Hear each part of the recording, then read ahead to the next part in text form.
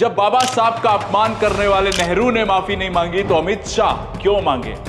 इंदिरा गांधी ने तो सदन में बाबा साहब की फोटो तक नहीं लगाने दी।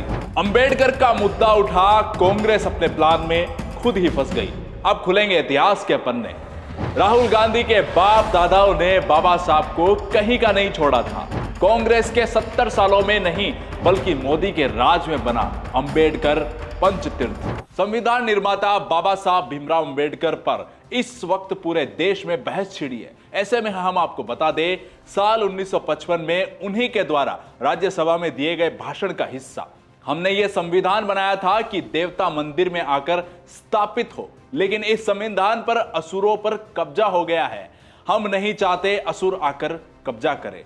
1955 अक्टूबर राज्यसभा।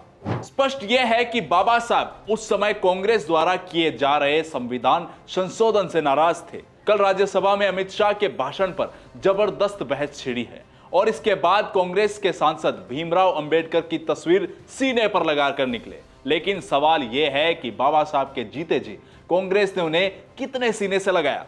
इतिहास में जानकर देखो तो जिन बाबा साहब का फोटो आज कांग्रेस सीने पर लगाए घूम रहा है, उनका कांग्रेस कार्यकाल में सन 2010 तक बाबा साहब अंबेडकर की तस्वीर भी नहीं थी।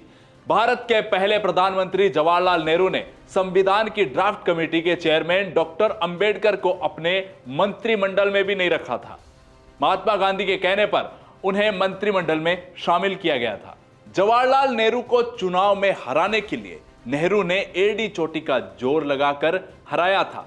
डॉक्टर अंबेडकर का स्मारक बनवाने से भी नेहरू ने इनकार कर दिया था। खुद को भारत रत्न की उपाधि देने वाले जवाहरलाल नेहरू और इंदिरा गांधी ने डॉक्टर अंबेडकर को पद्मश्री भी नहीं दिया था। 1990 से पहले भी संजय गांधी के किसी सरकारी या मंत्री पद पर न होने के बावजूद भी नेहरू और इंदिरा गांधी के साथ सेंट्रल हॉल में फोटो लगी थी, जबकि संसद में सेंट्रल हॉल में 1990 से पहले संविधान निर्माता डॉक्टर भीमराव अंबेडकर की फोटो नहीं लगाई गई।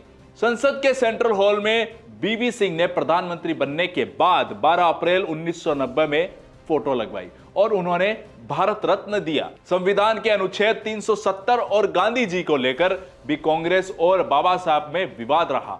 जिस अनुच्छेद 370 को वापस लागू करने की बात कांग्रेस करती है, बाबा साहब खुद उसके खिलाफ थे। इतना ही नहीं, साल 1956 में बीबीसी को दिए एक इंटरव्यू में उन्होंने कहा था कि गांधी जी को महात्मा नहीं मानता।